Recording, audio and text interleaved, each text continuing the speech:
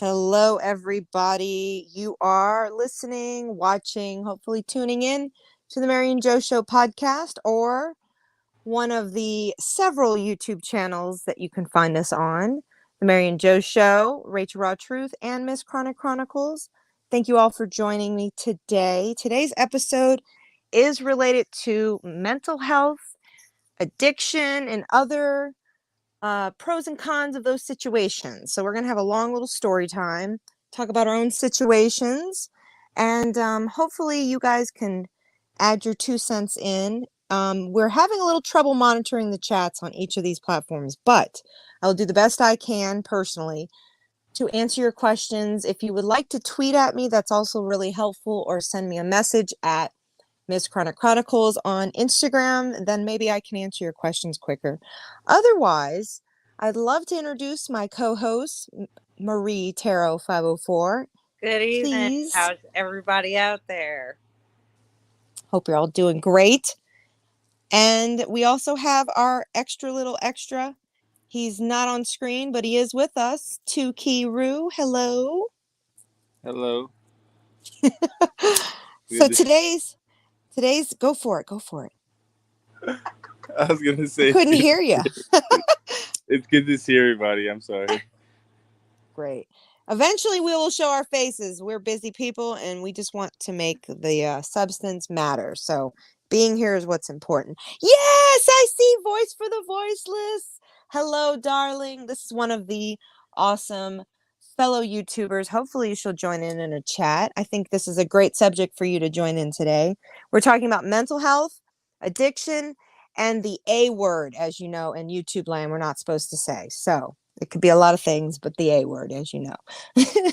So I have a new co-host, Marie Tarot 504. She's a friend of mine from high school and onward, over 20 years.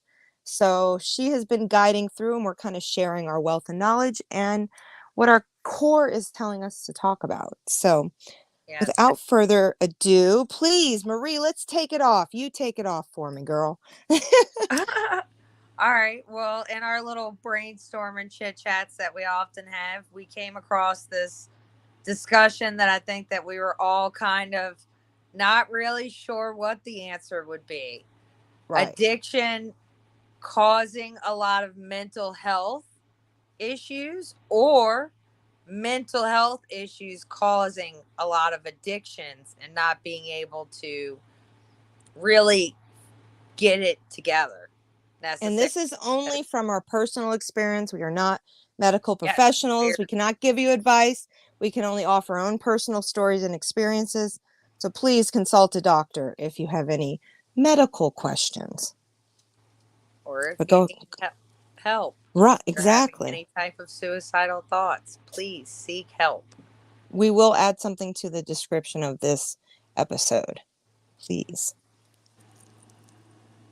So do you think personally, let me ask both of my lovely co-hosts, do you think personally, in your experience, that addiction is something that shows up once you've had mental health issues, or, as you put it, opposite? What do you personally, please, Marie? I mean, I think if you have mental health issues from the beginning, that's very tragic, and it's a chemical imbalance and it's nothing that you control. And oftentimes you do go into drug a Self-medicating. right, Mm-hmm. self-medicating and going further off, to help with your highs and lows. However, Right. I do believe that once you are an addict and you fall into a path, you do kind of develop different mental illnesses along the way. And then it's Right. like it kind of is a crutch in a A sense. coping mechanism. Correct.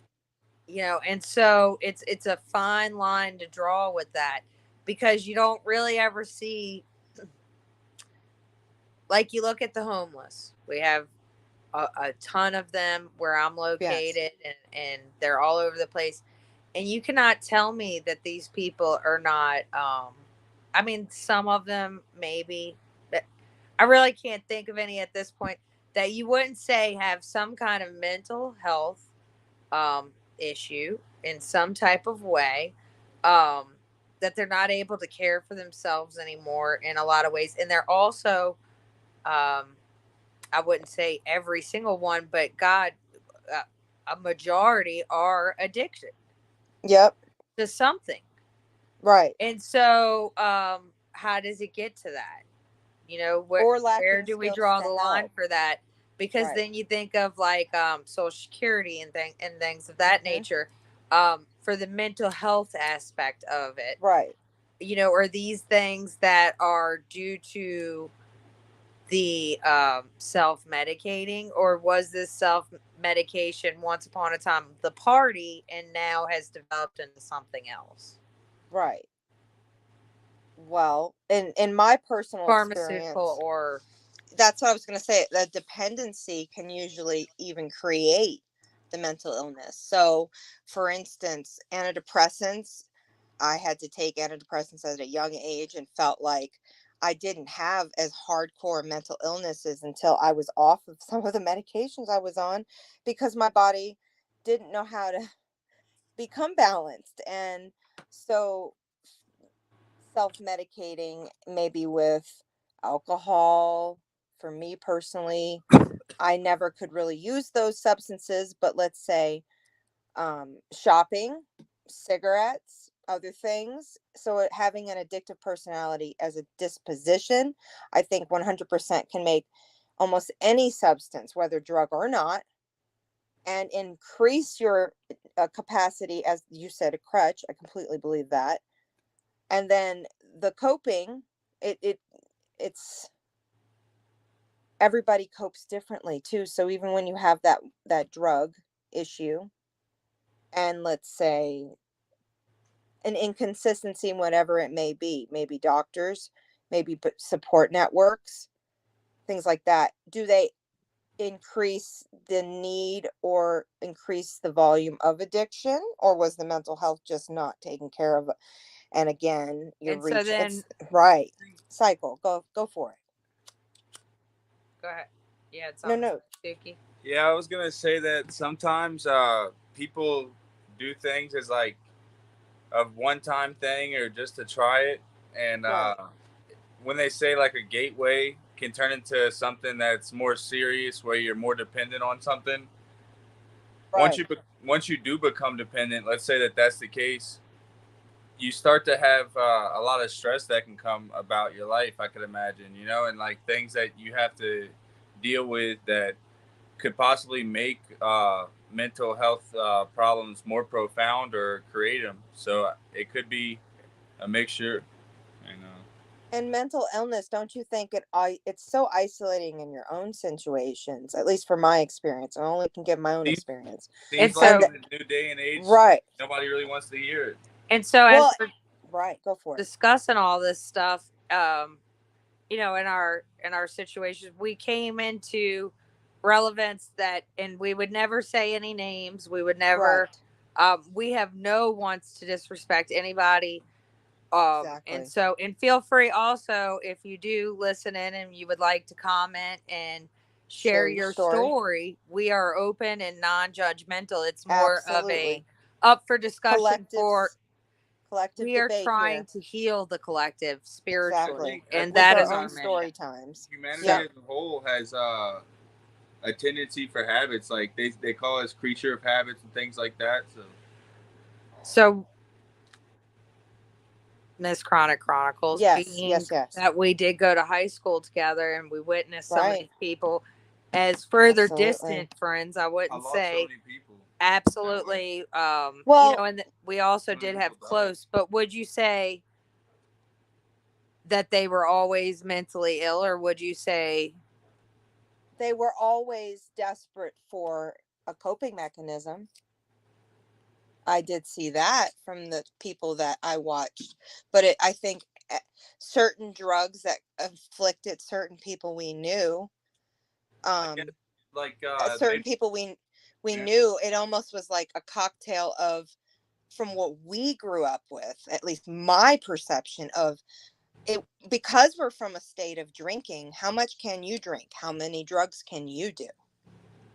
That's my personal perspective of at least the generation of the Peer 2000s early. It's not like, oh, you have the expensive Coke or something else, right? It's more so of, oh, how many different drugs did you just take together, and what did you do after? That's kind of what I remember. So it's kind of extra scary. It I deterred don't know. me I was a 100%. big nerd, and then I guess I don't know. Right. I was very fortunate to have an uncle that dabbled, that did not want me involved, as well as um, someone very close to me that unfortunately addiction did take their lives. And I do Right. wonder often, was it the mental health and, fighting demons, Absolutely. or was it the addiction and he couldn't get past that? Right. Or the people he got involved with because of the addiction he couldn't Or get but he past. was involved from the very beginning, as you said, being where Right. we're from, that was very It's a acceptable. show And off thing Some too. people use Yes. use substances as a tool, maybe, or a And some medicine. people survived off of it, we know. At first, it was like a Right. medicine. It was used as like some type of Absolutely. treatment or something to help uh, cope with things or make your Right. life easier in certain ways. I just It might feel like, Okay, and maybe as pain a tool, pills, like that's it a keeps good you up at example if work you're or somewhere. Like okay. it keeps All you right. motivated. But in the long run, it just I've seen it over and over again run people down, and I've even had some problems myself with things like, for example, if you open a cake and you have a piece, that's one thing. Mhm. It might make you feel better, release some serotonin and things. But if you start to Right. eat the whole cake, you might have some health issues down the road. And so at Right. first it might cushion it, but in the long run, it's like it could turn into a free fall. again, so does it deteriorate?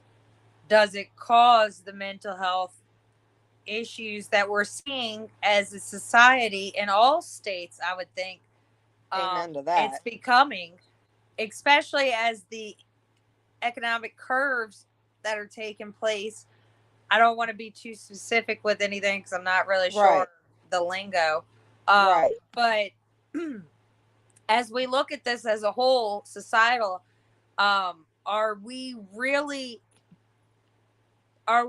running from the truth? And then how many more homeless are we going to have that can't fit into the shelters during these winters? I mean, let's really look Right. at it where we're Right. at. And so many people are going into um, these drugs to Mhm. self medicate. And my Due to question lack of is, are we insurance. as a whole mentally unstable to begin with, or is it what we're doing societally, with all I these drugs, pharmaceutical and recreational, I guess? um, let's let's what are we talk about doing here? something really at hardcore that is just my personal perspective. I don't see holistic therapy other than cannabis use as a economical way to help yourself unless you educate yourself and train yourself to make your own medicines and so on and so forth. I find it extremely hard to go to like a herbalist or a acupuncturist at a price that would take my insurance, my time, or my money. It's extremely hard as a person who lives on a budget. So, if you are somebody who either is trying to not get into addictions, let's say that you're slightly, it doesn't matter what the substance, I guess it does matter what the substance is. Let's just use pills, for example. If you're trying to move away from one thing and deal with pain management, and maybe you live in a state that does not have access, so cannabis can't be discussed fully in this moment, then because that's the godsend of it, it is an option here for people to use it as an alternative, as versus if you have the clutches of your family who may use meth and everyone else who's around you who's uses meth, and meth gives your family some money because you sell it too or whatever it else. Is it the addiction or is it coping? Because some people could argue that meth has its benefits, and so they're a functioning member of society and they think better and they do have ADHD and so we use it for whatever. Is the mental health of then when they are abusive to not just themselves but their, hold on 1 second, dog moment.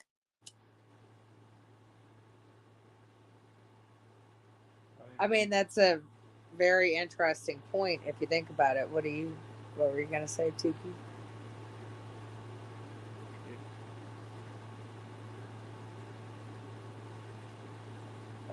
I think that Sorry about that. humans have their limit, biologically. We all have to sleep. We all Well, have things that stimulate us, and I think okay, like let's, all humans have some sort of addiction. Maybe it's about balance. well, okay, to feel good is all humans desire physically. So it goes to the core is it okay? When I had physical problems that were diagnosed finally after they treated me as a mental health issue for such a long time, being it was a GI issue that was scientifically able to be proven that there was an issue, but they only looked at it from the surface level. I'm sorry, I have a very rude dog. One moment again, one moment.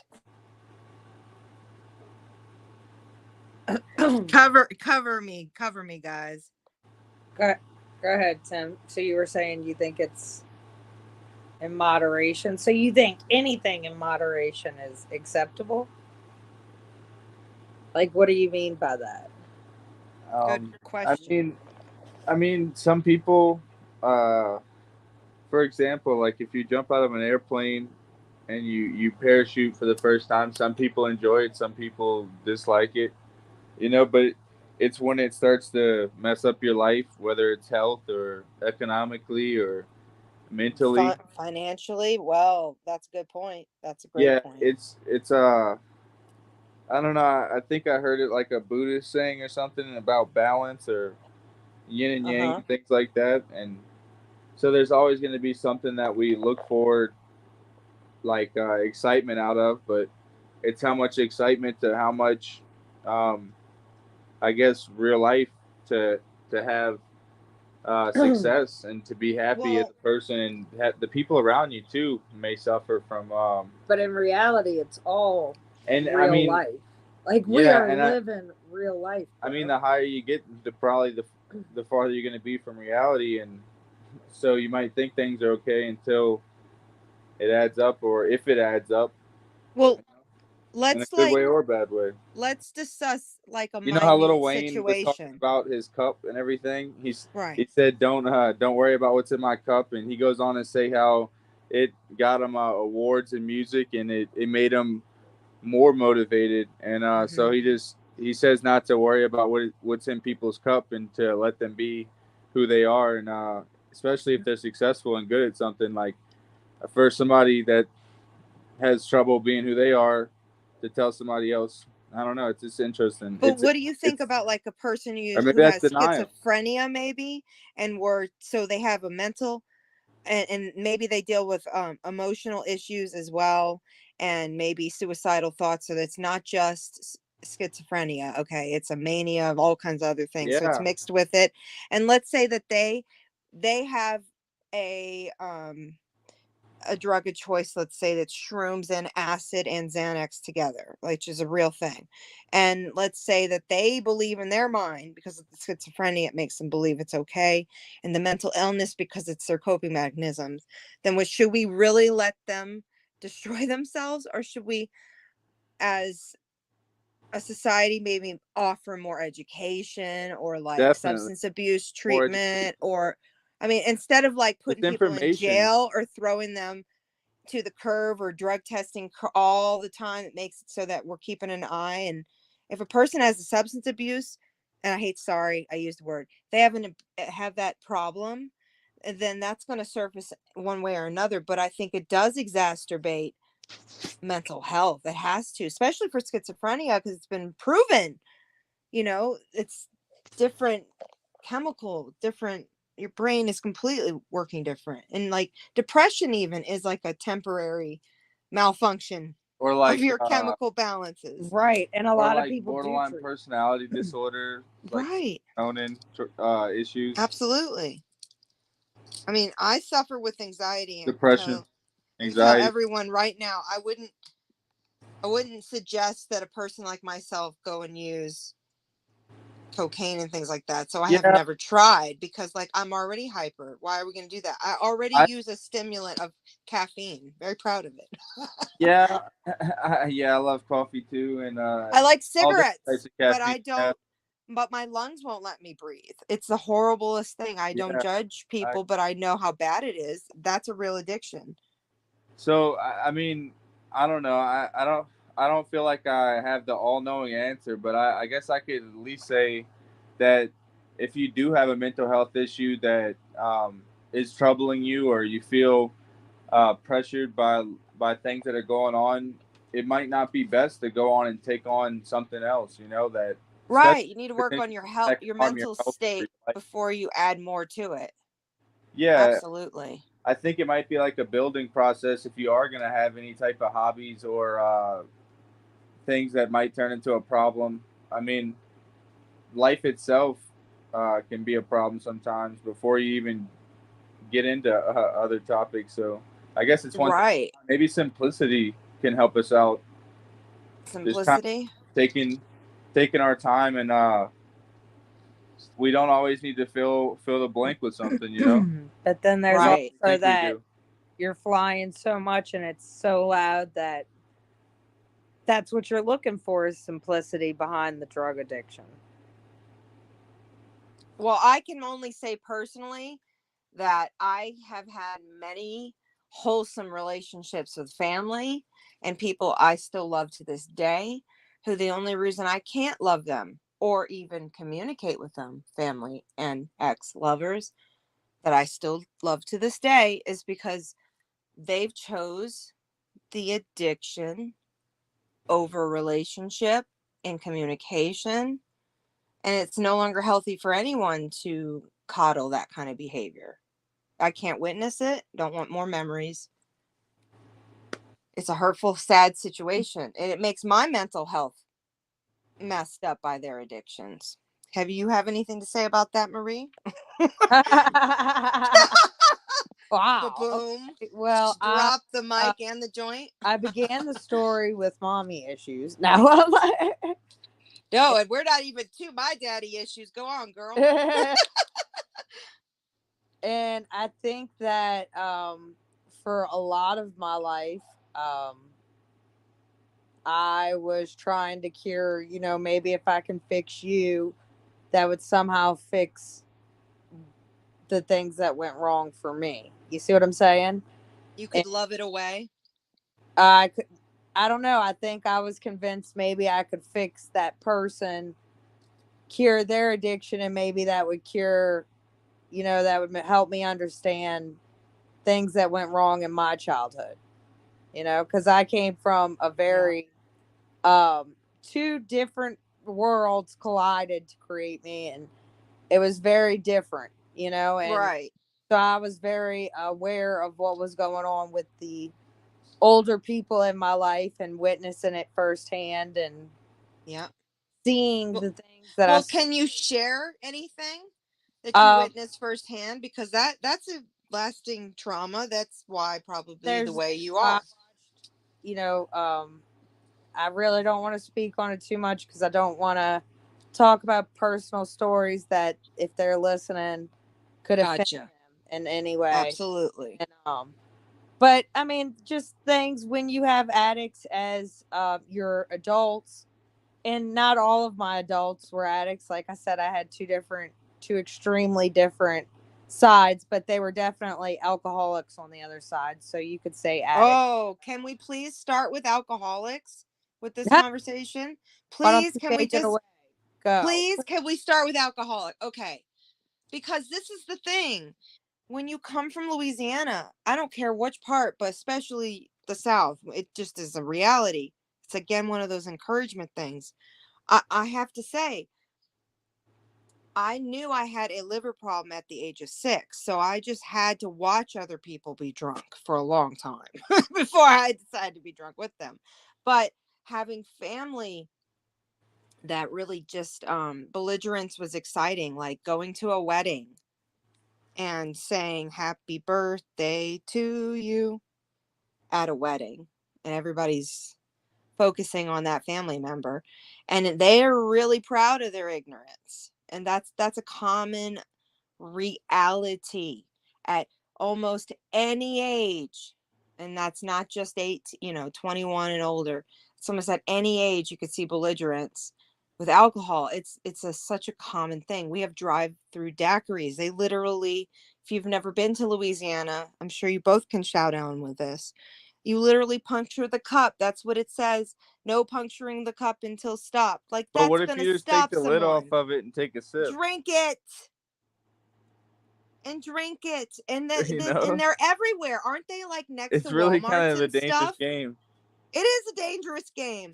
I know they changed the laws for how much you could be intoxicated with, but I think it's still ridiculously Yeah, strange from I anywhere feel like else. society can play a big role in it, and like just like the music So we listen to, and like some of the things we hear walking down the street, things we see, we're exposed to, let's talk change about our opinion. alcohol. Alcohol alone, doesn't it cause a lot of the similarities? Yes, when you detox in short term, it's similar to like opioid withdrawals and whatnot. Is it not? Because and like you can have, but if you continue to drink, isn't it not a long-term effect?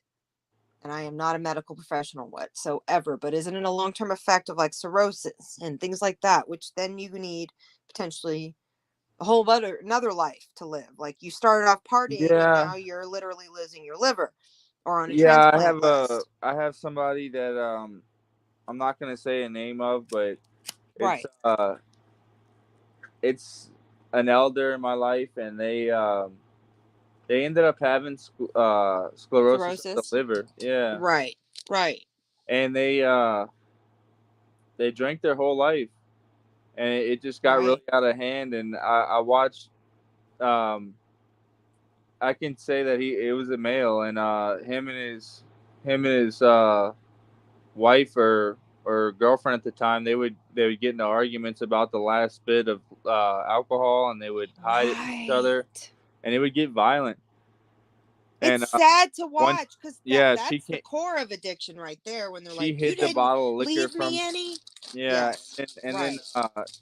they came up to a conclusion after they sobered up that there's a fight waiting in the bottom of every bottle, and that Oh might my their God, that's a good personal analogy. might just be their personal experience. But yeah, for them it was a battle at the bottom of every bottle, and I don't know. I just watched him; he couldn't help himself, and I used to pick me up, and we'd go out to the lake, and she'd get super mad if he would drink behind her back, and so he would hide drinks in his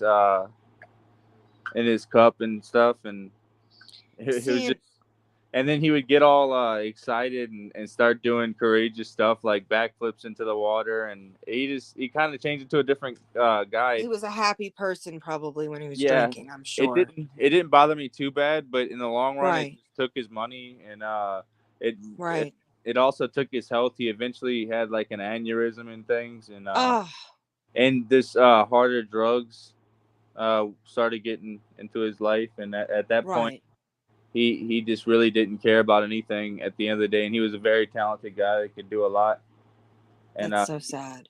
he wasted a record deal actually because he was just too worried about getting messed up, or he was too messed up to even go. And I just think he even if he could have made it and been Right. successful with these substances, eventually Right. it just took the body that he had success in or didn't. So do you feel like he was already susceptible as you know him as a person deep down to that core? Or did you ever get to see him as a person before the addiction? That's the question. Yeah, before the addiction, he dealt with a lot of problems in the family and things like that. People did things So it was a he coping couldn't live mechanism. with, and yeah, That's so yeah, disheartening. and his favorite thing was music, and he was a great musician, and I think the music that he was into, the topics uh, of substance problems and stuff were like a Right. constant um, part of it. See, and okay, It was were there glamorous. any, is this a family or a friend? It's uh it's somebody Because that was a family member of mine. Well, were It there was really ever hard to watch. anyone who tried to help and there just was no way to get through to the Oh addiction? yeah, rehab many a times. Oh, that's so hard. Yeah, he had people that had resources and time to spend on him, and over And and over, see, it I was feel the like same story, one the way or another. common situation, and I've dealt with it in my life too, but the common situation is that if a person if the addiction has taken over that person's soul, you start to not recognize them anymore. And it's almost like, am I even helping them anymore? Is this me fighting for that old person I know? That's at least my personal experience. Like, I had to walk away as to I felt I was actually coddling by being supportive to any of it for so long, for, years.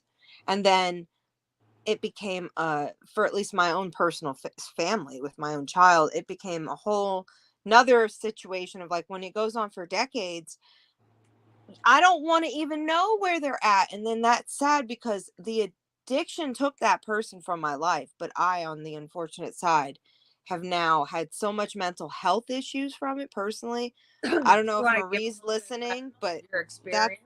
right. Like Explain. having I my mean, don't get me wrong. I've had addictions myself, and so I had to battle with myself days over days, making mistakes that I didn't want to make, and sometimes I don't know. I just think to myself that if this person could have done what I did, then they'd be able to be here right now with me. But they're too right. busy doing something, a side quest that A side quest? Is that what you said? yeah, doing Oh, something that's intensely. that's just on the side of That's what they great. truly want to do. It's not even what they truly want to do. They just enjoy the moment, you know. Every show you have been putting a moment out where I'm like, it needs to be a t-shirt. That is the best quote I've heard all fucking day. I don't have enough bumpers to put Hey, these we can stickers start on. making them. Fuck yes. It's seriously like, I don't know. Okay, so I'll say it right now because I have no qualms to it. I have a father that used pain medication and for a motorcycle accident that literally started off as an actual recreational drug user in his teens, became a drug full blown, I say addict because it's a drug. That's, I mean, as in regards to alcohol, right? Drinker. Okay. Maybe Coke, I think, possibly. I'm pretty sure. But nothing I think when crazy. you drink Psychedelics. and But do then, cocaine, it turns into something else. Being with our recent oh, we have to go into experiences, that. would But you not Yeah, say? but but my So, what would you father, say with our he, recent experiences? Mental health increased by addiction, or addiction increases mental health?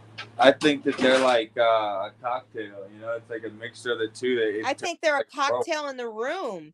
It affects you, the person who gets stuck in that loop, and it affects everyone else. You literally share that problem. And Yeah, a even if they're little not bit. addicted, they almost live it. They live it from the outside window, which is a horrible view cuz that's what I'm saying. I keep making this point, and I'm sorry to be stuck on this lamenting moment, but these people that I know in my life, I saw them one way, sometimes at the highest of their addiction, and you really thought they were like this other person. And then you see them at the lowest of their addiction, and I mean the lows and the lows. And you're like, okay, like, I mean, literally the highs and then the lows with it. And then you're just like, where is the person in there? And then having family, it always turned me off. Like I think Dare worked well on my brain for that, being afraid of addiction, but seeing it in boyfriends is probably why I am easily susceptible to meeting people who have mental health issues and then finding out, like, dating them and then finding out they have addiction issues. And it's like, oh yeah, okay. What was the coping? So now it's like you were saying, bringing up cocaine. Cocaine is one of the one things I've noticed from people I have dated that didn't even know they used things like that, where they were Jekyll and Mr. Hyde. they really focused on just the money to be able to have the things, and it became a whole society based. Unless it's crack cocaine, I never dealt with those people, but the cocaine side, they all live a lifestyle too. It's like a whole tribe of cokeheads, you know. They're all trying to be the it's. It's always also, and it's apparently very, very, very available in Louisiana, I heard, which is just the oddest thing. Cocaine's available everywhere. It's always been interesting to me. Here in the oil near oil industry places, I hear through the grapevine that that's also something that's very common, because of course it gives you energy. And you know, if it's like everybody's in the great mood, I guess it's really sad because they check for all these other drugs in the oil industry, but yet they get away. And isn't it because it metabolizes like very quickly, isn't it? I don't know. I really have no idea. That would be something it depends on how much you do. Really? So, and then the meth side of things, I've seen meth just destroy my friends. I've had experiences, not even in Louisiana, even from having friends in Colorado as a child in middle school. This is a true story. It's coming back to me. Going to a mall, having lunch with a friend from middle school, and us sitting there outside of that restaurant eating and seeing someone we know, we had no idea, digging through the trash, tweaking. And we were so sad together because we were like, holy shit. And she was an ex meth user, so she was so heartbroken. And she said, I was like, should we say hi? And she's like, we should not.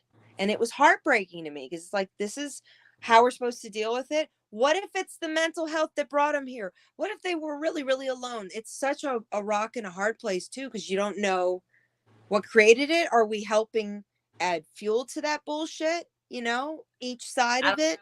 And then I'm finding, how do you even know? You know, like if they don't say, hey, it's meth, how do you even know? You know, I mean, once the addiction's gone so far in, yes, but right. Okay. Sorry, go on. It's such a tricky situation. And then, you know, with anything, if somebody's not honest about it, and it seems right, if it's not acceptable in your book, people tend to hide it from you. Right. Let's just say this. I have to give a true story. I knew that did meth and got to the point where he couldn't leave his house. That's like, so sad. We would go down the street. Was he afraid? He lived like 1 block away from the bar, and we'd go out to the bar, and he'd be like, yeah, I'll be there in a few minutes. And he would just never show up, or he'd end up coming out with us. And then like 2 minutes later, we'd turn around and he'd just be missing, and he'd always be back at his house. The thing I just think is so disheartening is it's like, I believe meth, heroin, what is the other? I truly believe Xanax taken too much. These things destroy people's mind. They don't come back. They might be a version of themselves. They wake up in jail, you know. Mm-hmm. And they're like remorseful when they don't even know what they did. Speaking of this, okay, Christina Randall. I think that's her channel's name. Shout out to her. I watched a show today, and this lady, and it's back to the alcoholism or whatever. Oh my God, she had put her boyfriend in a suitcase. Oh boy. And recorded it. Recorded it. Yes. Got drunk. Alive? He was alive in the suitcase? No. You hear him in the recording. What? Yes. Wait. So then she goes to sleep and wakes up the next day and he's dead. What kind of this was a meth relationship, or this was a crazy relationship? She was an alcoholic. It hasn't all come out yet. But I'm just saying, yes. I watched one of these. Shout out to Christina Randall again. Right. Because that's where I saw it on. But thinking about that, like, it triggered. And I was like, oh my God, shut the front door. This really happened very recently. I'll send you the link so you can put it all down below so they can watch. But oh my gosh, girl, I'm like, get out of town. I'm gonna look Yes. for the report that I So, just like, heard a waking couple of up in months jail, ago.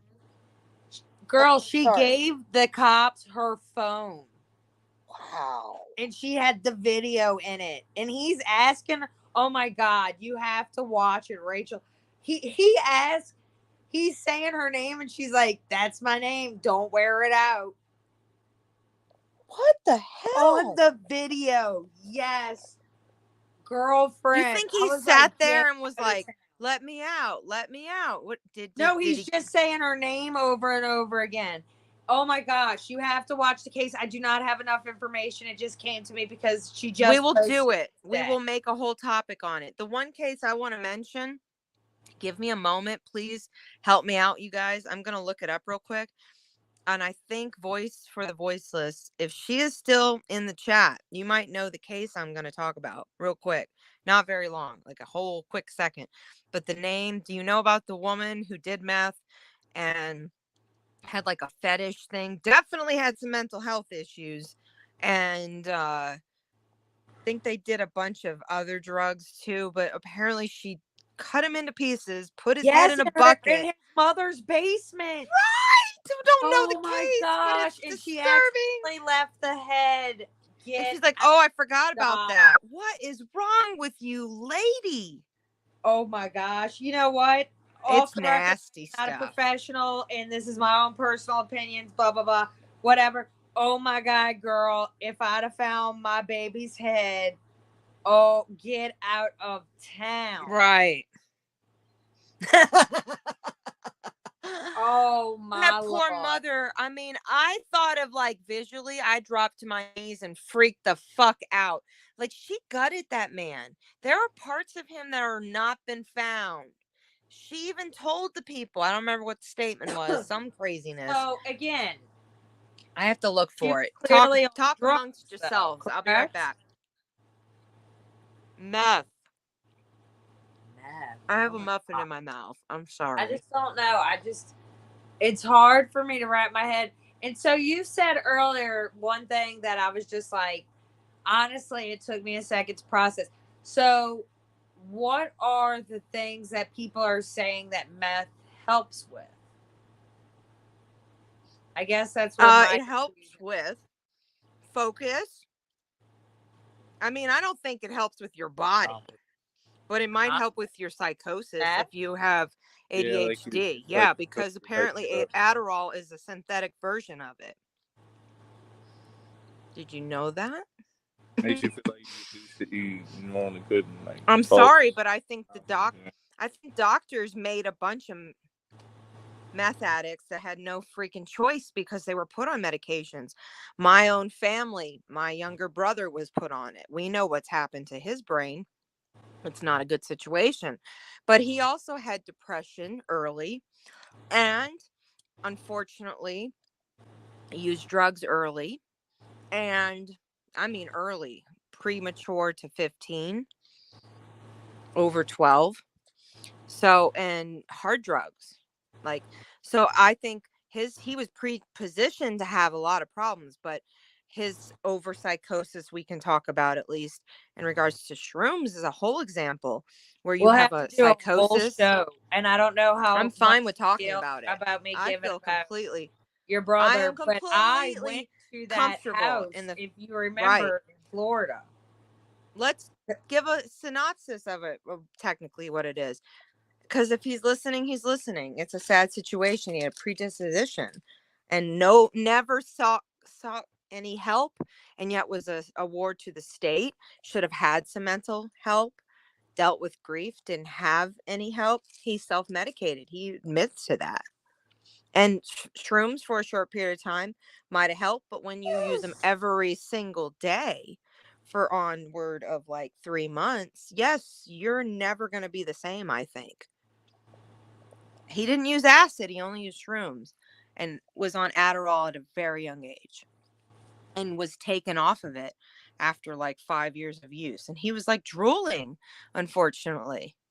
in the circumstances. So it's like I watched my younger brother, who was diagnosed with mental health, attention deficit, depression, at least young.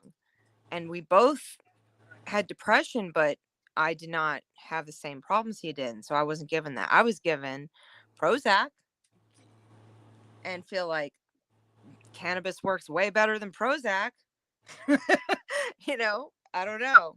See, and for me, cannabis wasn't for any type of mental health. I had gastrointestinal disease from an extremely young age, and didn't have an esophagus flap. And so growing up in the dirty South, we Right.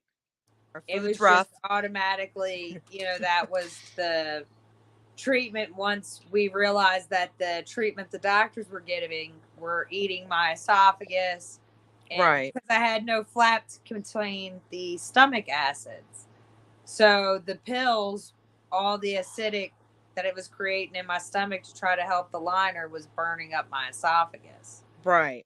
So, is smoking probably not the best thing either for the other way? Probably not. Right. So Right. I'm just fighting a never-ending battle. But Probably keeps you calm when you feel like crap. I don't know. It still gives you an appetite, doesn't it? I don't know, Tukey. Does it keep me calm ever? I think so. When you're nauseous. But How- also, How do you feel for me or for Tukey? Do you okay, feel like he's so far away. wise? Some people say it's like they girlfriend or their boyfriend, Mary Jane. So I It brings completely peace to a lot of understand. people's lives. you like Mary Jane? Mary. Woo! I feel Haven't like seen your name. it's really Say my it's name. really important with nausea and Uh-huh. appetite and sometimes like writer's block or creativity loss. It can alter your perspective in arguments. A lot of things it can Arguments. change, but also if you take a lot or like you do Mm-hmm. too much of it, it can change your whole life and be detrimental to some of the things you do. I think it's good whenever it's definitely good as a medicine and sometimes even recreationally just to relieve some stress. It's like a multi-purpose tool, but Yeah, I mean, don't you think though it's like one of the one things that you really should kind of stick to pure? That's the frustrating part. Unless you're using, you know, actual rosin or other things, it's really hard to know what works for another person and what might even irritate someone's mental health. Or yeah, I find that with dabs can make people frustrated because you get big hits of concentrate and then unfortunately they're not getting the relief for maybe it's pain, depression, whatever it is that they're using it for, consciously or unconsciously. So it's one of those things that if you are spending all your money, trying to stay trendy, if you come from the advertised version of the cannabis world where you were trying to compete with your friends and neighbor, then yeah, it's really never going to be you're not going to feel fulfilled unless you find your own. It's a spiritual relationship with it. Anything else that we're talking about, it's almost a trendy thing, and it socially starts off acceptable and then it gets ridiculous. Alcohol, all those other things. Cannabis is just one of those things that's got benefits. Socially acceptable. Right. What a frightening time we live Right. It's actually disheartening when I lived in other places that I felt I would hear more about cannabis and less about other drugs. Like initially, Colorado has been jaded because it was so. I had a real opinion about it that it kind of fucked up. When I first moved here, there wasn't a whole lot of stores where I live, and you had to drive far. So you had to go to that community that thought it was socially acceptable. But until it was brought to our town and made like your mind opening, you heard more about meth. You heard more about let's drink and get fucked up and get crunked. I didn't even know that was a thing. It's real. You know? So, and growing up Wait. in New Crunk Orleans, means something? what? What does crunk mean? Get drunk, like Oh, really drunk. I was like, wait. Right. I didn't even know it was a thing. Oh my God. Yeah. No, but so for me, like coming back to Colorado after many years being in a state that also, I'll say this, just because it's the addiction sometimes is addiction to the point that people will, it's addiction. They're going to do it. They're going to do it whether you accept it or not. In New Orleans, I know to this day, around 2012, I guess it was, I heard that heroin use was very, very, very open in the French Quarter. People would just lean against the wall and do their thing openly, and the cops weren't stopping it. I heard that prostitution was still something they were stopping, but somehow heroin use was okay. Cocaine was done on taxi cab dashboards and things like that. I've heard this, and I believe it because I've seen a little bit of it. But then in California, I experienced on Christmas Eve.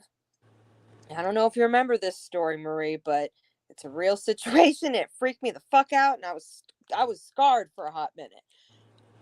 In California, there was a time period where there wasn't a law that you could smoke your vapes and drive. At one point in time, they didn't care if you did. And so it was a totally necessary thing for us who used cannabis and were able to drive. It was legal.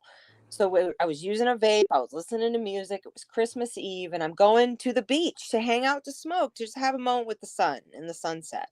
Right. And somebody I pull up next to literally pulled a crack pipe out. I guess it wasn't a crack pipe, it was a meth pipe. It was the bowl underneath you lighted up, and I was freaked out. It was like, because these two guys, it was like a normal moment. We were all smoking at a red light, but this guy had like a flame underneath the thing. I had never seen it in my life. I was completely unaware of what I was seeing, and I was kind of blown away.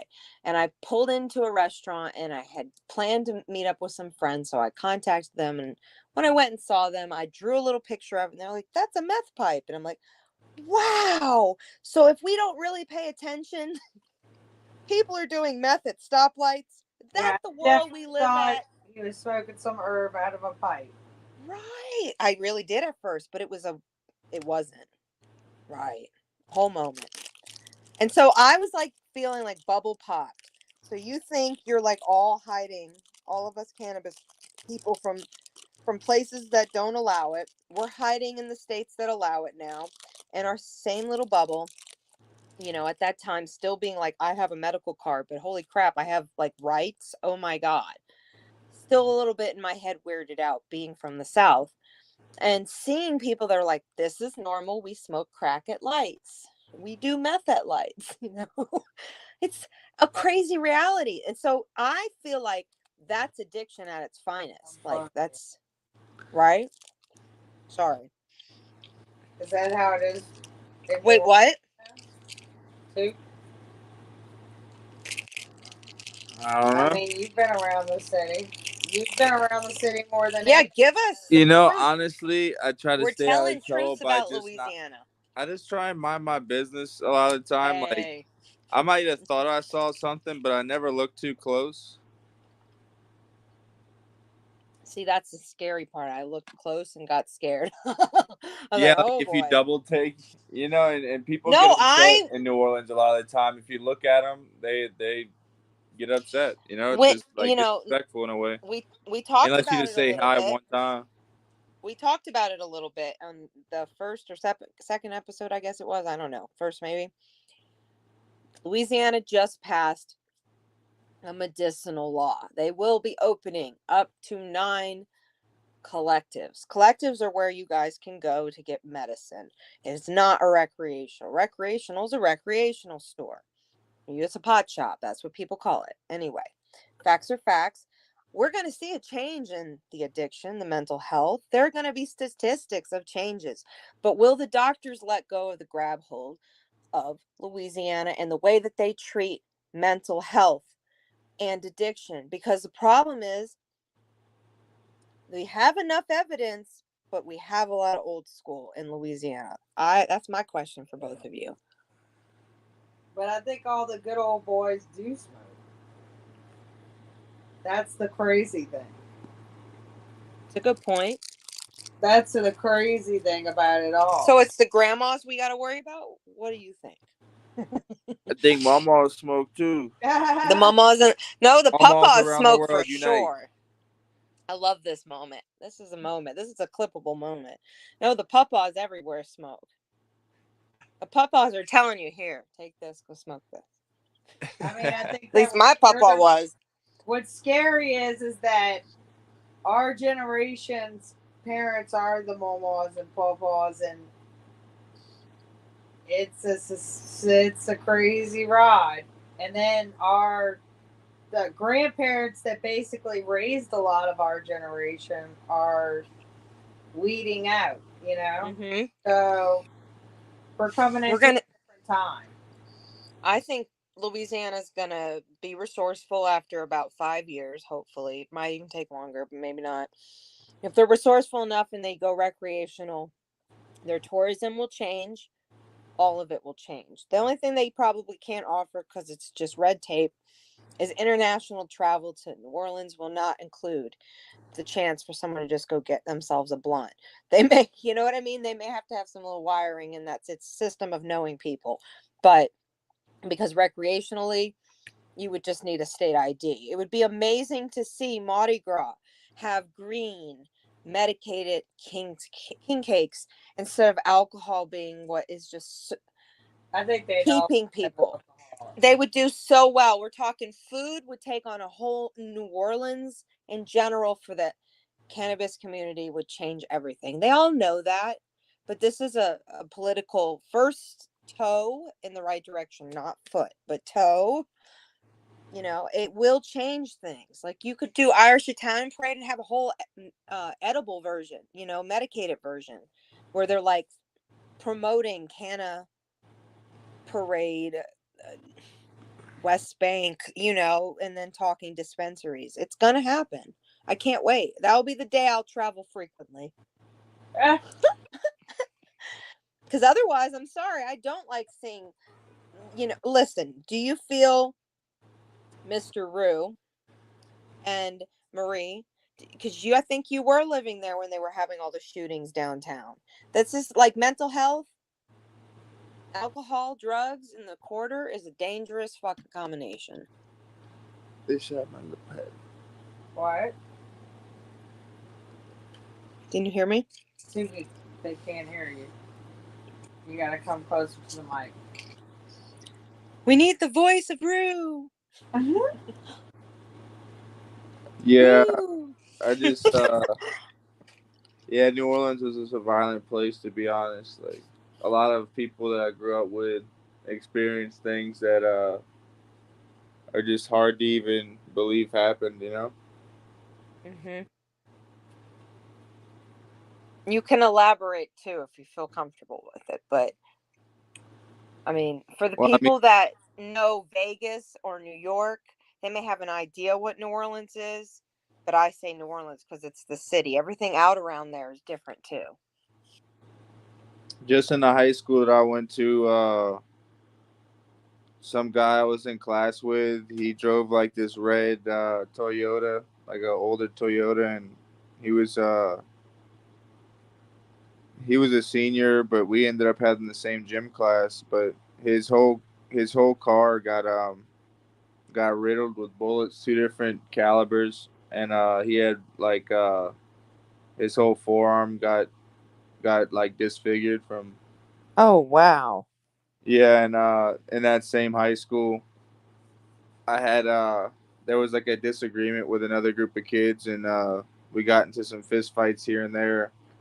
But we find out a little bit later when the detectives show up to our school and pull him out of class and all of his friends that they he pulled a triple homicide or whatever in New Orleans right after dealing with Oh us. wow! Yeah, Triple in broad day with homicide. no mask, like just complete ignorance. Yeah, and it's usually just like out of disrespect or something. It's not even like a mental health thing. It could be a mental health thing, but it's not. It's usually out of like some sort of But our drugs mechanism that. That's what I was going to ask.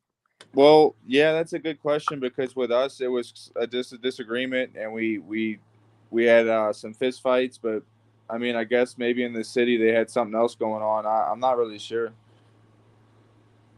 See, okay, and now I don't know what your guys' personal experience is with. We slightly Oh, but touched. Oh, one go other on. thing, Go on. he actually beat the case at the end. At the end, Wow. yeah, he was most likely guilty. But he was in like this rap video later down the line. Yeah, and the laws in New Orleans, a lot of people make jokes about there's ways to get around certain things, even very severe crimes and overpopulation and things. But he was in a rap video and he was just kind of bragging about how his one of his family members said he was at the barber shop at the time because he owned a barber shop, but that just wasn't the case. That's not what Right. happens. Right. And everybody knew it, but somehow he was released. See, I just think the overdoses and the um what is it? Hotel parties that I remember hearing about all those problems. Marie, would you like to elaborate with any stories you remember? Because it's just people were just careless and either they were going to create an addict, by the bullshit. Like, even steroids were a big freaking problem, I think, in our high school. Right. Well, which fucks people's brains up. Oh yeah. I mean, there was somebody that got found rolled up actually in one of the wrestling mats. He was found dead in my high school too. oh wow. What? Wait, the same story that we. Wait a second. Do you know about that, Marie? That's a true case. Yeah. Holy crap. Rest in peace, and it's unfortunate, but yeah, they found him rolled up in a wrestling mat, I believe. Wow. Wow. No, the. Elaborate. What happened? I don't know. But Related? I don't know, but it was behind the bleachers and stuff. Wow. We had some crazy things Mental happen in health our or something. school, but I would say,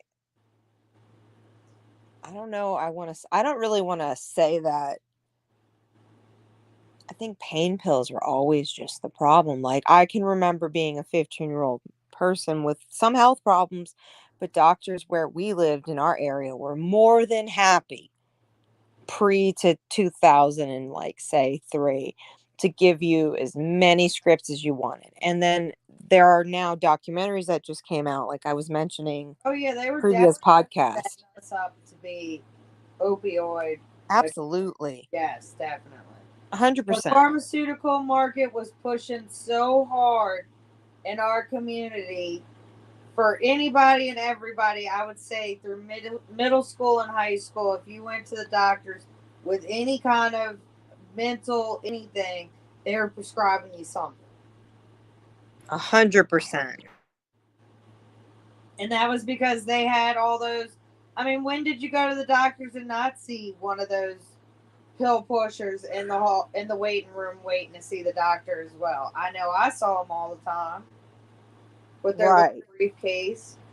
Right. No, those reps were completely getting everything they wanted out of the doctors in our community and setting up the kids real freaking early. Like I said, I might have been 14, 15 when I was given Darvocet, I believe, and regularly scripts, Xanax, Ambient.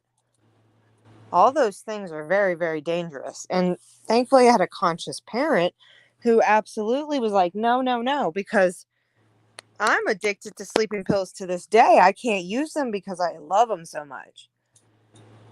And that's something that, like, it's does it work for me? So it's like becomes like so easy to cope with them, of like escapism, like you were if you're a drinker.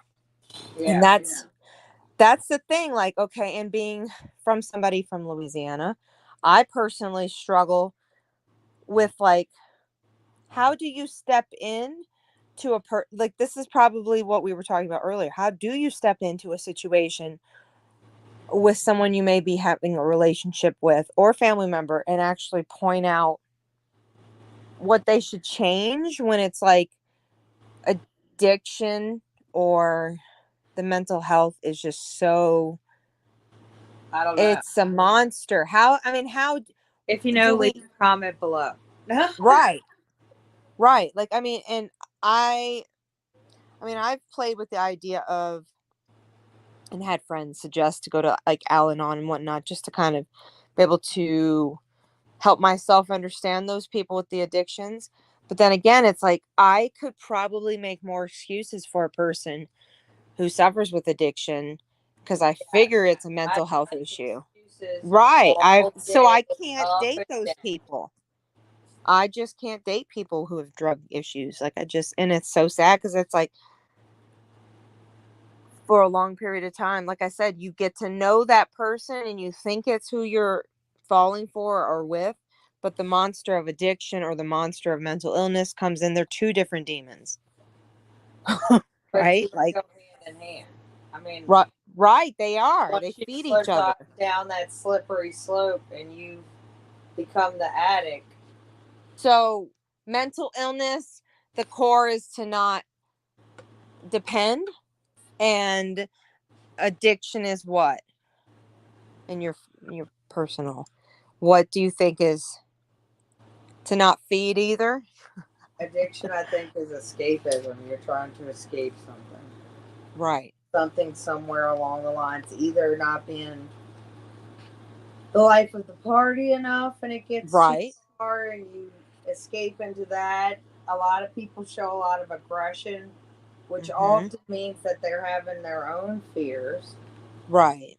You have people that are, unfortunately, people come home, from like active service or right really hard, scary childhoods, abuse. You can't say that word. Sorry. right Things of that nature. They come from homes that are just not equipped. A lot of SA and things like that. And don't you I go think on that they're going to escape routes. Is it about education for us? Like, because I mean, did Dare work in any way for you, or did life help you not Dare let do me that? know 100% if I had any questions. My people were definitely smoking. Oh God. Dare definitely sent it home for me. I was like, oh, I know what's going on now. Like, it made everything very clear. Like, I was like, oh, hell no. What's this white powder on this mirror? Yeah, I know white powder. Exactly. I was all of a sudden like RoboCop. Like, my people were like, you better shut up, girl. That was my first poetry award I won. Was a Dare program. Hell yes. You got to find your shit. Yeah, I got it recorded and all that. Did Katrina take it? I'll be Speaking right of back, that, guys. I need to check into that. You think Bob's carrying that around with No. That is funny. Hey, you never know. Bob's got that We should totally do an old letters night and old moments night, like reflection night. We should have a reflection night and share some crazies, letters, whatever we've got that might be helpful to listeners. I am not sharing any letters. I will. I'll totally do it. No, I have to say though, I think the most disheartening thing was socially, Louisiana. Alcohol, to this day, I can't judge someone who drinks. I only judge alcoholics. If it's evident you're an alcoholic, I judge you. But if you are a drinker, I can't really judge you till you prove you're an alcoholic. That's my rule. and belligerence comes with alcohol. Liars, dependency comes with alcohol. And people that have overcome that, I salute, I respect, I encourage. I am never somebody to point fingers and say you're a failure in any way, shape, or form, because that's encouragement. Even if you're 24 hours sober, I mean that with all gratitude. But it's the people who can't even drive a vehicle, maybe, which is crazy because it exists. We have seen it, I'm sure, in our lives, who can't even drive a vehicle without calming the fuck down and drinking a few shots of something. That's a bad person to see struggle. I have personally seen that in my life. Or someone who wakes up and is angry until they get a few shots into their system. It's really sad. So alcohol for me is like definite destroyer of someone's own self-reflection. And then meth is something that's a physical, and then it's like a leftover seal of unfortunate. Like if someone recovers from that, that's another moment to hug them so tight they gave up on that monster and gave themselves the respect, because that I have seen people who have become completely homeless and then completely back to society and being proud of who they are, and they struggle with the wounds in their face and the scars. I have seen that, and that I respect that growth. It's the heroin addicts too that I also feel so that I personally have seen, and I'm just giving my own experience, that heroin's one of those things that it is a slow death. There's no way else to put it. Most of the people I know who have used it, who potentially even could be listening, I honestly feel like it's the hardest thing to see someone hate themselves so much and yet try to love and take care of the pain they have from that addiction. And usually it is from a mental illness, because when you start, there's enough evidence been told. It's not You like a new know, drug. I've People seen don't some know what's going people. to happen. I've seen some people quit doing things like that. So I What mean, kind of heroin, though? I'm not That's a sure, big but question. it's just like the way they were using it, they got down to intravenous use and stuff, and it just That's kept going their intense. entire life, and they still Right. were, and they were See, in a relationship that was abusive because of it and stuff, and they came out of it, and they've been like a sober mother for years now, and it's just that's interesting that fantastic. that's a possibility that can happen Hey, for people. hey, and this is the thing with heroin for me. I've literally had people that I've been really close to that I tried to actually be their sponsor. And as somebody who's never used heroin, that was a really bad thing to agree to, because I had no clue what the drug was even doing to their mind. And this I person, know when a he would friend come, of mine. He's a he DJ. He had heroin issues, and he's now like he's going viral, and that's he's awesome. not doing it anymore. And he found a love of his life, and he's living his dreams, and he has kids now and everything. He And told me, they're getting honor roll and stuff. So it's just cool to see people can change and get better. I guess not right. easily, but over time. Well, he told me from his own lips when he was sober for a period of time, like, because we kind of went back and forth, because it's like I said, is you have to reintroduce yourself to these people sometimes. And this person did suffer with mental illness, and it was very hard to watch it, because like I said, I had to step back from some of the things that I thought I understood, and I was not the doctor and never tried to be. I was trying to be the support, and as someone that loves someone who's struggling, to not to want to slowly kill themselves, obviously with the heroin, he had told me at a period of time that, like, when you're dealing with heroin, meth is included, but definitely heroin, that anything I say, you do need to question it, because I may look the exact same when I am sober.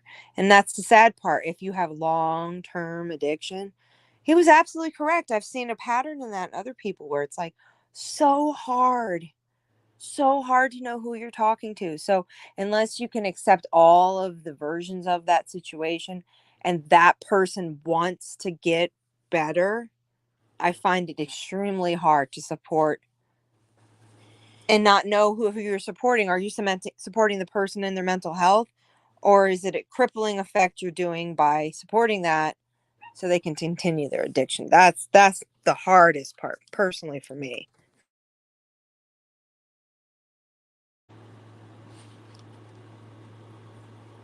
I don't know. It's a hard, very hard topic, very deep discussion. Right. And just for our viewers to leave a little comment, do you believe that the addiction is the coping for the mental health in a lot of the ways today, that a lot of these people that are suffering with this? Or, is it coping from childhood, like you had said, Rachel, the pharmaceutical medications that they were given out to Right. Because everybody? it creates mental health issues. It's been proven to do that. Right. Even long-term use of Xanax, I have heard, and I believe Adderall as well, have these different psychoses in the brain that, like, you can literally have a breakdown a lot more easier because your brain didn't have the proper natural release. You're literally creating it. And most people, especially if it was used irresponsibly in a recreational way, you were telling your brain to come up, come down, come up, come down. And that fucks with the brain. It's literally, and Yeah, like, even like, with anxiety, X, it's horrible. it's the Right. GABA receptors in the brain, and Exactly. you can use all your GABA by stimulating it with substances, and so then your GABA receptor can become damaged, or you don't produce as much as you would originally. And there's a term that, if I'm not mistaken, it's called homeostasis, which is the balance in your body naturally.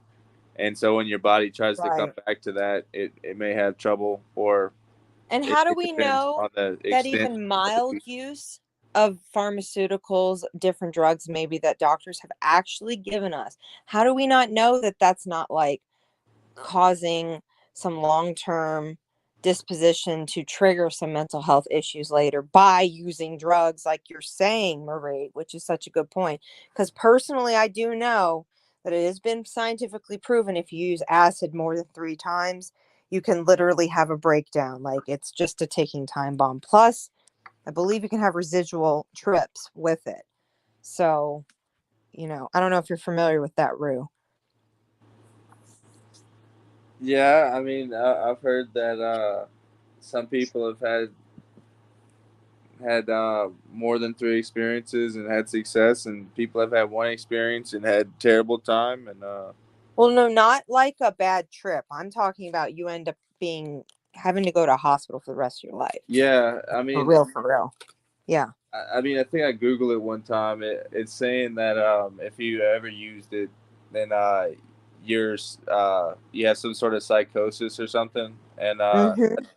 they might even say that about cannabis. I think it's that I don't want to get political here, so I'm just gonna say what I was told by somebody once, and Mm-hmm. it's that if you have like a medical card, or you're using cannabis openly, and you try and buy a firearm, there can be trouble there, or owning a Absolutely, firearm you're correct. That's a using really good thing substances, to bring up.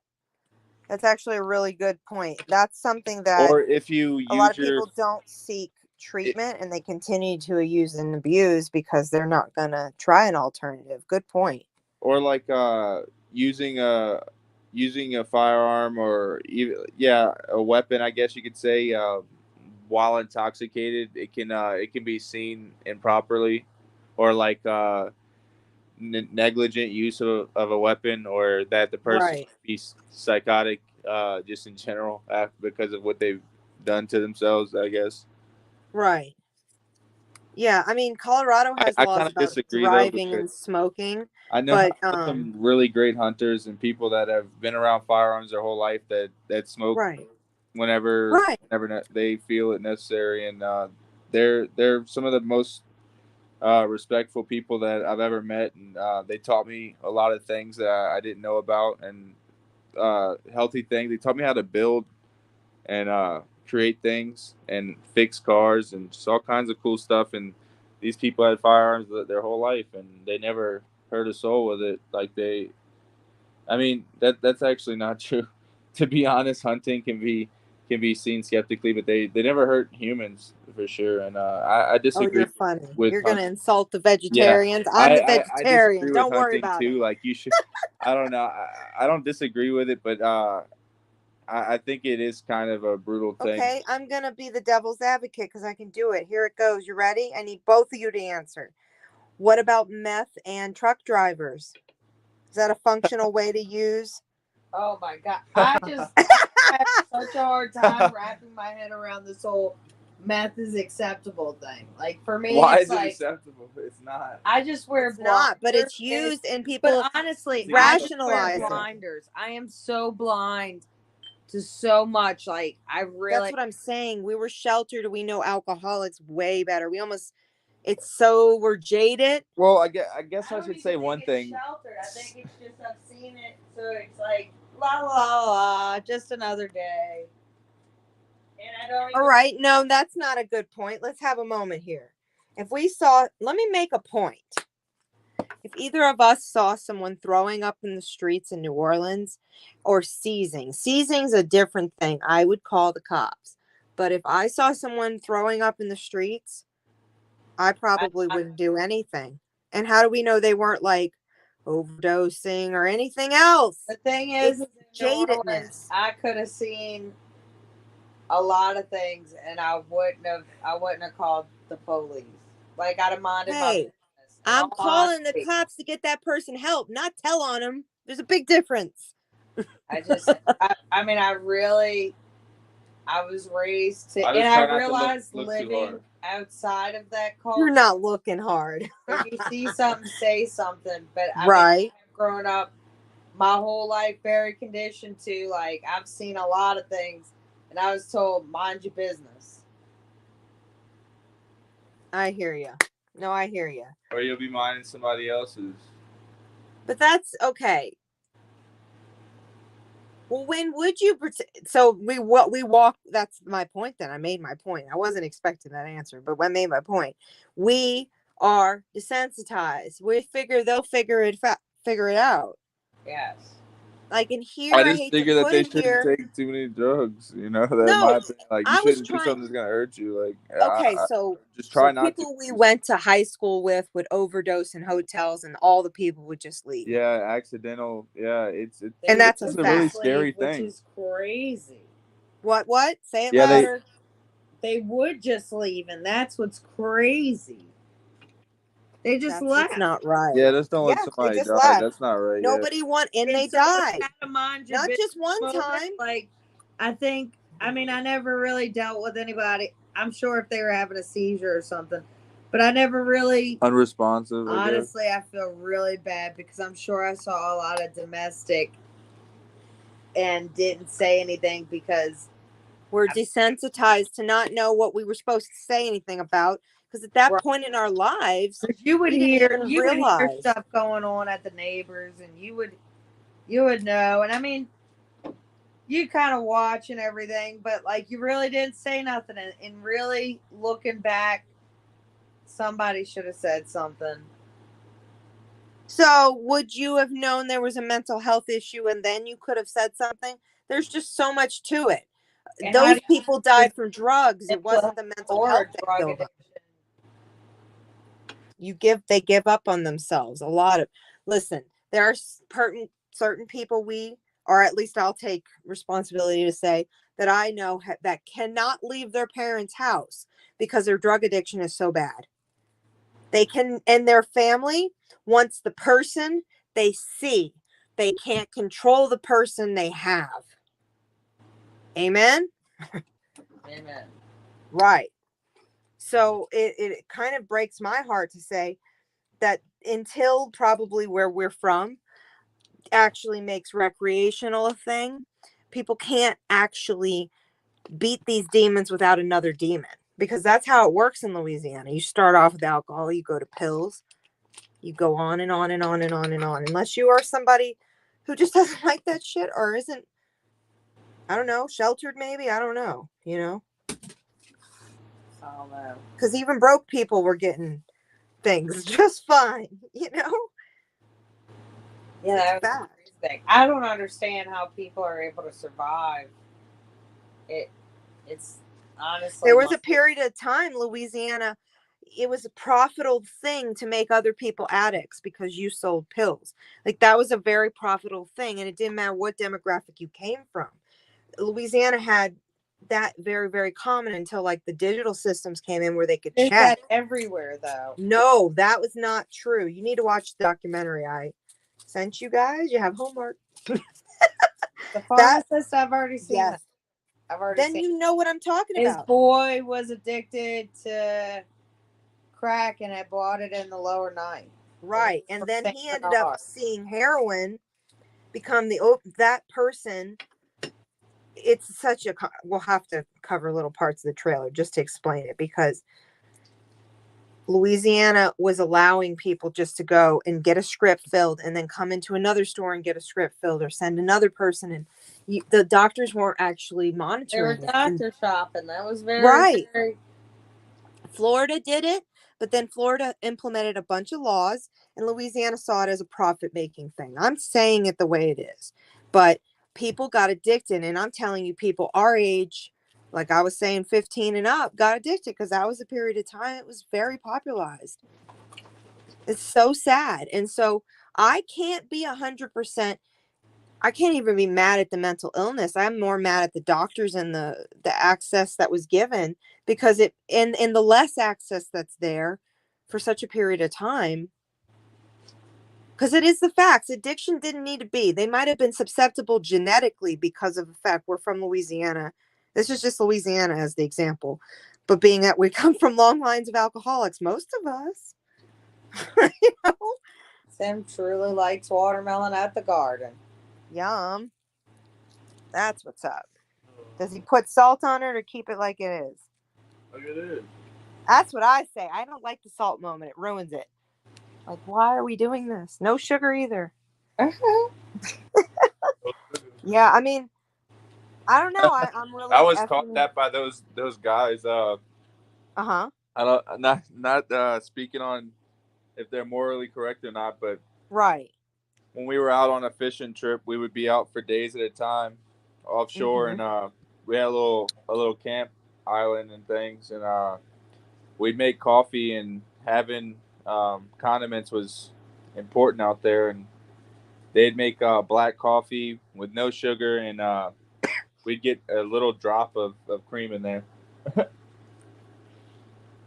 Like a dab of cream, and you'd be so happy because that's all you had, and it was like what a I do. blessing. My coffee's exactly like that. I don't ever add sugar. Like, it better just be good roast.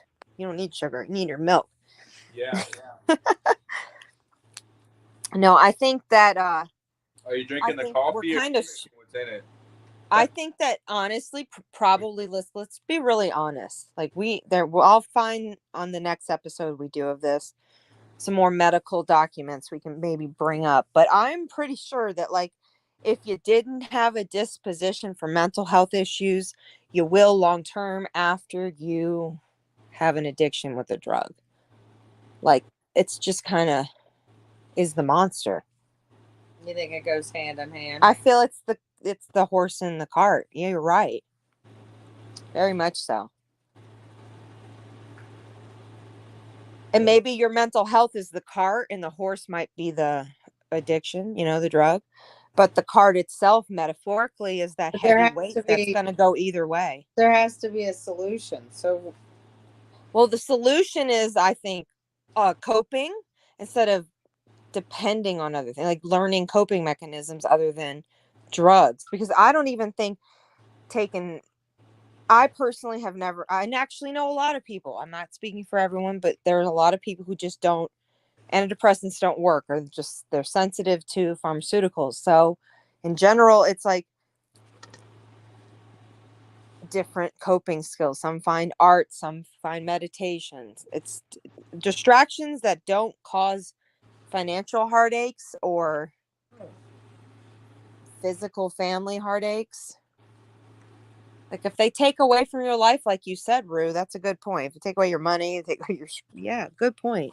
That's probably a sign. Yeah, it's probably a big sign. Right. I don't know. I'm really grateful that I never ever found relief from pharmaceuticals and pain meds.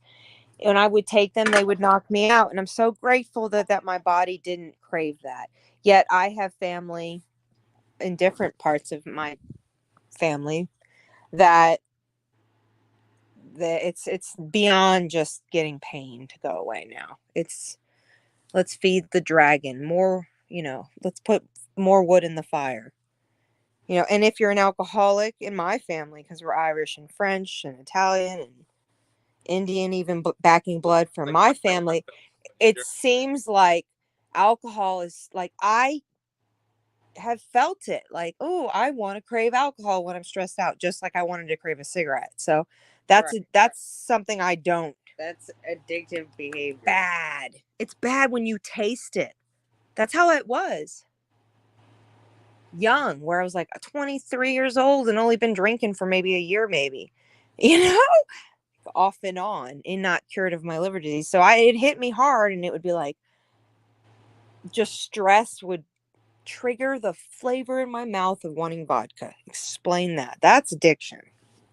Right. Terrible. And so if you wake up with that, that's bad, but if you are kind of manipulated into that due to your mental health problems, it's hard to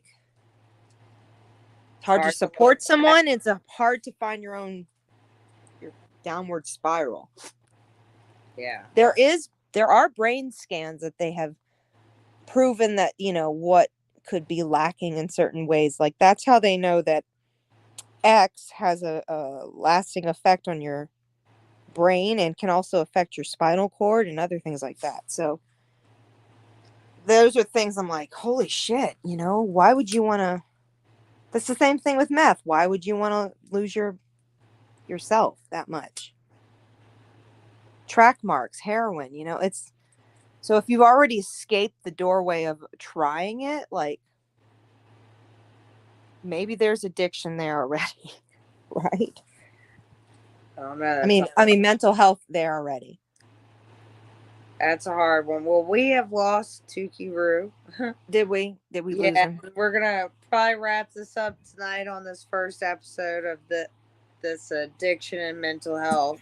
But just That's a little right. picture, and please do leave your opinions in the And we hope we didn't trigger anyone. No disrespect to anyone, to our opinions and our experiences. But again, we are not medical professionals, and absolutely, we're definitely not here to judge you.